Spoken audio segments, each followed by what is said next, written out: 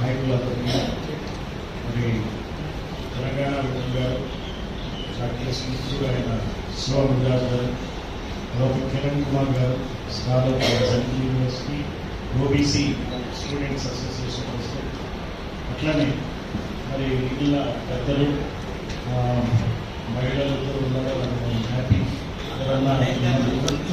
అధ్యక్ష గారు ప్రతీష్ గారు మరి ముఖ్యంగా శ్రీనివాస్ గారు, డాక్టర్ శ్రీనివాస్ గారు నన్ను పిలిచి రమ్మన్నారు. ఇక్కడ బీసీల మీటింగ్ కాబట్టి నేను ఎవరు పిలిచారు ఎందుకు పిలిచారు అనేది కూడా నేను పట్టించుకోను.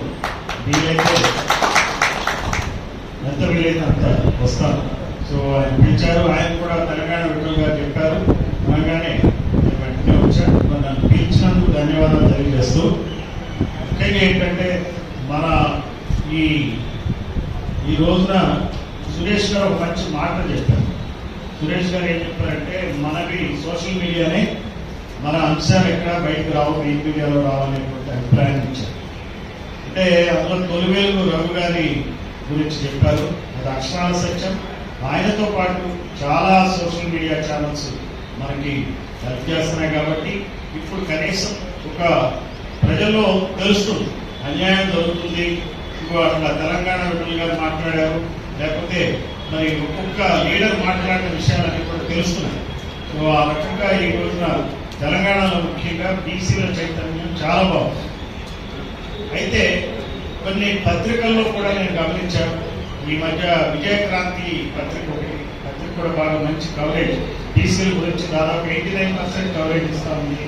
మనకి మీడియాలో ఎవరైతే మనకు సహకరిస్తారో వారితో మనం ఆ కార్యక్రమాలన్నీ ఇన్ఫార్మ్ చేయటం మరి జరిగే విధంగా చేసుకోవడం. ఎందుకంగా చెప్పాలంటే ఒకసారి ఇక్కడ ఇదే వేదిక మనం మీడియా ఛానల్స్ వాళ్ళ ప్రముఖులందరినీ పిలిచి వాళ్ళని సన్మానించుకోవాల్సిన ఎవరెవరైతే ఈ కాస్ కోసం పనిచేస్తున్నారో ఛానల్స్ అధినేతలు, యూట్యూబ్ ఛానల్ చిన్న ఛానల్ నుంచి పెద్ద టీవీ ఛానల్ వరకు, అలానే పత్రికలు చిన్న పత్రికల నుంచి పెద్ద పత్రికల వరకు పిలిచి ఒకరోజు మనం వాళ్ళతో ఐడెంటిఫై అవ్వాల్సిన అవసరం ఉంది. మన కోసం ఎవరు పనిచేస్తున్నారో తెలవాల్సిన అవసరం ఉంది. అందువల్ల సురేష్ గారు మాట్లాడినప్పుడు ఐ ఫెల్ట్ వెరీ హ్యాపీ. ఎందుకంటే వెలుగుపట్లో జరిగిన చీకటి బాగోతాను ఒక ఛానల్ బయటకు తీయటం ద్వారానే మనకు అది తెలిసింది. ఎందుకంటే ఎక్కడ జరుగుతుంది బుల్డోజర్ సంస్కృతి, ఎక్కడ జరుగుతుంది, ఎక్కడో ఉత్తరప్రదేశ్లో బీజేపీ ప్రభుత్వం చేసింది. అక్కడ బుల్డోజర్ సీఎం అంటారు యోగి ఆదిత్యనాథ్. ఇక్కడ బుల్డోజర్తోనే ఏదైనా పరిష్కరించాలని చూస్తారు. ఖమ్మంలో కాంగ్రెస్ హయాంలో అదే బుల్డోజర్ సంస్కృతి ఇక్కడికి వచ్చింది. అసలు ఎప్పుడు కూడా 500-600 ఇళ్లని అట్లా ధ్వంసం చేయటం అనేది నాకైతే తెలియదు. నేను 750 ఏళ్ళు, సో నాకు తెలియదు. అది కనుక మనం ఏరియల్ వ్యూ చూస్తుంటే చాలా బాధేస్తుంది. ఎక్కడన్నా ఇజ్రాయెల్ ఇరాక్ వార్ లేకపోతే ఇరాన్ వార్ మధ్య ఏమన్నా హమాస్ కానీ లేకపోతే పాలస్తీనాలో కానీ ఎక్కడైనా డ్యామేజ్ చేశారా లేకపోతే మందా కాదా అనే అనుమానం వచ్చేంత దారుణమైన డ్యామేజెస్ దొరుకుతాం. ఇవన్నీ అర్థం కావాలంటే ఇందాక మన మిత్రులు చెప్తా ఉన్నారు, ఇన్వెస్టర్ ఇప్పుడే మాట్లాడారు. మనకి జ్ఞానం తెలియాలా, మనకి చదువుకోవాలా, ఎలా జరుగుతుందో తెలియాలని. మనకి తెలియాల్సిన జ్ఞానం ఏంటంటే కుల జ్ఞానం, కాలజ్ఞానం కాదు, కుల జ్ఞానం తెలియాలి. మనకి ఏ కులాలు మనకు అన్యాయం చేస్తున్నాయి అనేది తెలియాలి. మనకి నడిచేది మన దగ్గర రాజ్యాంగం నడుస్తుందా, కుల రాజ్యాంగం నడుస్తుందా అనేది తెలియాలి. కుల రాజ్యాంగం దాదాపుగా 100,000 సంవత్సరాల నుంచి ఈ దేశంలో ఈ రాష్ట్రాల్లో నడిచేది కుల రాజ్యాంగం. ఈ కుల రాజ్యాంగంలో ఉన్నటువంటి పద్ధతుల వల్లనే ఈ రోజున 41 బీసీ ఆత్మగౌరవ భవనాలు ఆ దుస్థితిలో ఉన్నాయి. ఇదంతా మూల కారణం మనం చూడాలి. జ్ఞానం అంటే అదే కుల జ్ఞానం. కుల జ్ఞానం తెలిస్తేనే ఎందుకు మనకి అన్యాయం జరుగుతుంది, ఇక్కడ ఎందుకు కూర్చోవాలి. చూడండి ఎంత మాయ చేస్తారు. 2018లో ఏ రకంగా చెప్పారు, ఎలక్షన్లు వస్తున్నాయి, బీసీ ఓట్లు కావాలా, ఎస్సీ ఓట్లు కావాలా, ఎస్టీ ఓట్లు కావాలా, ఏదో దళిత కుటుంబానికి ప్రతి కుటుంబానికి 10 లక్షలు ఇస్తామని చెప్పడం, ఆ తర్వాత ఈ కుల సంఘాలందరినీ ఆకట్టుకోవడం కోసం మళ్ళీ ల్యాండ్స్ ఇవ్వటం, వాళ్ళందరూ ఆ పార్టీకి పనిచేయడం కోసం ట్రస్ట్లు ఏర్పాటు చేసుకోండి, మీరే ఆ ల్యాండ్ ని మీరే డబ్బులు ఇస్తాం, మీరే వాడుకోండి అని చెప్పారు. దీని వెనకాల అంతా కూడా ఒక కుట్ర ఉంటుంది, అది గమనించాలి.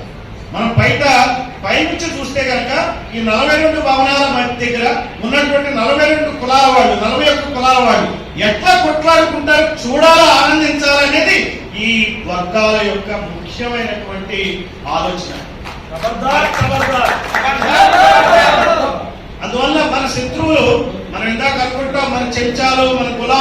వాళ్ళు ఉన్నప్పటికీ కూడా వాళ్ళని మించిన వాళ్ళు ఎవరో, ఆ శక్తులు ఎవరో మనకు అర్థం కావాలి.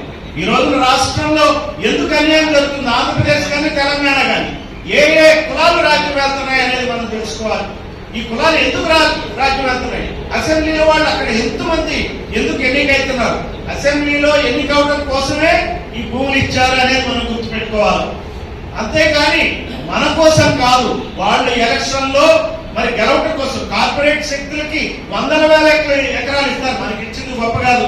ఆ రోజున జీవోలో నేను చూసా, ఈ ల్యాండ్ అలాట్మెంట్ జీవో చూశారు. ఆయన వెంకటేశ్వర గారు ఐఏఎస్ ఆఫీసర్, ఆయన సెక్రటరీ. ఆయన బుర్రా వెంకటేశ్వర గారు పీసీ వ్యక్తి కాబట్టి ఉండబట్టి కనీసం ఆ ల్యాండ్ వచ్చింది, మరి ల్యాండ్ కూడా వచ్చాయి కాదు.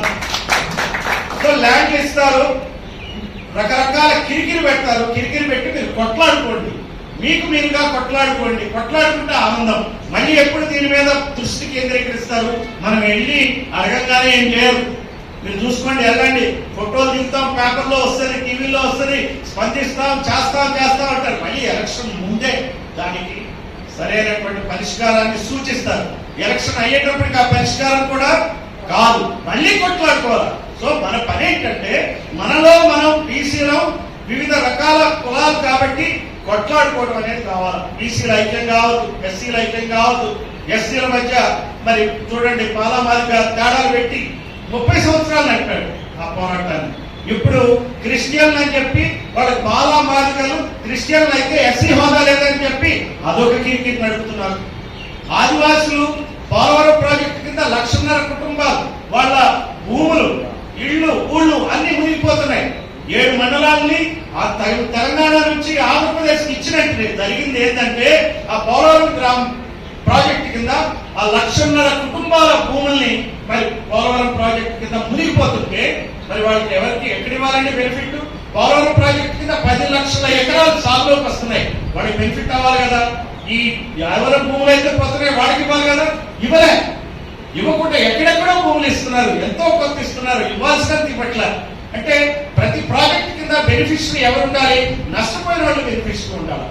ఇది అంతే. ఇక్కడ 41 భవనాలకి భూములు కూడా ఎలా చేస్తారు, సరిగ్గా అద్దు చూపించరు. చాలా వివాదాలు ఉంటాయి. మనం వెళ్తే ఇక్కడ కొన్ని చిన్న వివాదాలే మనం మాట్లాడుతున్నాం. తర్వాత ట్రస్ట్ పెట్టడం ఏంటి, మిమ్మల్ని కట్టుకోవడం అంటూ ఏంటి, డబ్బులు రిలీజ్ చేయడం అంటూ ఏంటి, ఈ ట్రస్ట్ చైర్మన్లు మరి టెండర్ ఒక ప్రొసీజర్ ఫాలో కాకుండా నామినేషన్ పద్ధతులు ఇవ్వటం ఏంటి, తర్వాత వాటిని అద్దెలకు ఇవ్వటం ఏంటి, ఏంటిది జరిగేది? ఇదంతా తెలియకుండా జరుగుతుందా? ఈ వర్గాలకి కాదు. మనల్ని ఏదే కబ్బారెడ్డి వర్గాలు మనం కొట్లాడుకోవాలనే ఏమి చేస్తాయి, ఐక్యం కాకూడదు, కొట్లాడుకోవాలనే చూస్తారు. కాబట్టి మనం అది గమనించాలి. కుల జ్ఞానంతో మనం వ్యవహరించినప్పుడే ఈ రాజకీయాలు అర్థమవుతాయి. అందుకనే ఈ భవనాల దగ్గర మనం చేయాల్సిన పని ఏంటంటే, మన వాళ్ళని సమీకరించి అక్కడ హెచ్చరికగా ధర్నాలు చేయాలనుకున్నాం. మనది ఎంతుంది? మన 3 నెలల పాటు ఒక క్యాంపెయిన్ నిర్వహించాలా. ప్రతి కుల సంఘంలో ప్రతి లీడర్ క్యాంపెయిన్ నిర్వహించి 3 నెలల పాటు ఒక అల్టిమేట్ ఇవ్వాలి. ఆ అల్టిమేటం రోజుకి ఆ రోజున ప్రతి భవనం దగ్గర ఎంతమందిని మనం సమీకరించగలం అనే దానితోనే ప్రభుత్వాలు దిగొస్తాయి. అంతేగాని మనం ఎన్ని ఇచ్చినా కానీ మంచిది చూద్దాం, చేద్దాం, దీని మీద కమిటీ వేశాం, ఇక రకరకాల కారణాలు చెప్తారు. మనం జాగ్రత్తతో ఉండాలా. ఈ నమ్మేటానికే లేదు, మనం నమ్మకూడదు. ఈ రోజున వచ్చినది, ఈ రోజున ఏదైతే ఈ సమాజ్ కూడా ప్రెస్ క్లబ్ లో మీరు ఏదైతే చేస్తున్నారో ఇది నిరంతరం కొనసాగితే మీలోనే ఎమ్మెల్యేలు అవుతారని కూడా గుర్తుపెట్టుకోండి.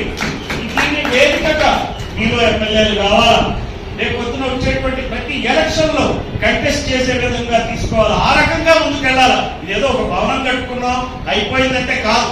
ఇందాక చెప్తున్నారు మన తెలంగాణ విఠల్ గారు ఏమంటున్నారు, దాంట్లో స్కిల్ డెవలప్మెంట్ సెంటర్స్ ఎన్నో ఉన్నాయి, ఎన్నో స్కీమ్స్ ఉన్నాయి. చేస్తే ప్రభుత్వం ఏమైనా చేయొచ్చు, చేయదలుచుకోవాలి, అది గుర్తుపెట్టుకోవాలి. మనం వాళ్ళు చేసేట్టు చేయాలంటే మన యొక్క నంబర్ గేమ్ ఏదైతే ఉందో అది చేయాలా. ఉన్నటువంటి ఎమ్మెల్యేని నిలదీయాలా. నిలదీసి తెలంగాణ ఉద్యమం ఎట్లయితే చేశారో బీసీ ఉద్యమం అలానే చేయాలా. తెలంగాణ ఉద్యమంలో కూడా గమనించిందంటే కాంగ్రెస్ లో ఉన్నటువంటి తెలంగాణ లీడర్ ఎవరైనా కానీ డిఫెన్స్ లో పడ్డారు. తెలంగాణ ఉద్యమం తీవ్రంగా ఉంటే ప్రతి లీడర్ ప్రతి పార్టీ వాడు డిఫెన్స్ లో పడ్డారు. అలానే ఈ రోజున మన బీసీ లీడర్లు ఏ పార్టీలో ఉన్నా వాళ్ళు డిఫెన్స్ లో పడే విధంగా బీసీ ఉద్యమాన్ని తీసుకెళ్ళాలి. తీసుకెళ్ళినప్పుడు వాళ్ళే అడుక్కుంటారు, వాళ్ళే తెచ్చుకుంటారు, వాళ్ళే మన దగ్గరకు వచ్చి చెప్తారు, నేను చేస్తున్నా తమ్మి, పని అయిపోయింది తమ్మి, రేపు ఆర్డర్ వస్తుంది తమ్మి, నేను బాగా కట్టిపిస్తాను తమ్మి, నేను కూడా ₹1 ఇస్తాను తమ్మి అని రకరకాల వాదన చెప్తారు. ఆ రకంగా ఉద్యమించాలి కానీ మనం మామూలుగా మాట్లాడితే అయ్యేది కాదు. మరి అవకాశం ఇచ్చినందుకు మీకు మరి మిగిలిన పాత్రికేయులందరూ కూడా ధన్యవాదాలు తెలియజేస్తూ సెలవు తీసుకుంటున్నా. ఈ సందర్భంగా తెలంగాణ ఎమ్మెల్యేల కొనగడల మీద కొన్ని బుక్స్, చిన్న బుక్ ఇది చదవమని చెప్తున్నా. ముదిరాజులు ఎంతమంది ఉన్నారు, అందరికన్నా ఎక్కువ ఉన్న ముదిరాజుల యొక్క ఎమ్మెల్యేలు ఎంతమంది ఉన్నారు, తక్కువ శాతం ఉన్నటువంటి కమ్మారెడ్డి వెలమలు వాళ్ళ పర్సంటేజ్ ఎంత, 100కి 301 వెలమ ఉంటే 13 మంది ఎమ్మెల్యేలు ఉన్నారు. గమనించాల. కానీ 150కి ఒక కమ్ము ఉంటే 4 ఎమ్మెల్యేలు ఉన్నారు, ఒక మంత్రి మళ్ళీ పవర్ఫుల్ కావాల్సిన పనులు అవుతాయి. 100కి 5 ఉన్నటువంటి రెట్లు ఎమ్మెల్యేలు ఎంతమంది ఉన్నారు, 43 మంది ఉన్నారు. మొత్తం కలిపి 5 ఉన్నారు. వాళ్ళు 100కి 5 ఉన్నటువంటి కమ్మారెడ్డి వెలమలు ఎమ్మెల్యేలుగా 60 మంది ఉన్నారు. 119 సీట్లు ఉన్న అసెంబ్లీలో 60 మంది అంటే సగానికి సగం. రేపు మహిళా రిజర్వేషన్ వస్తాయి, అందులో కూడా రకరకాలైనటువంటి మార్పులు జరుగుతాయి.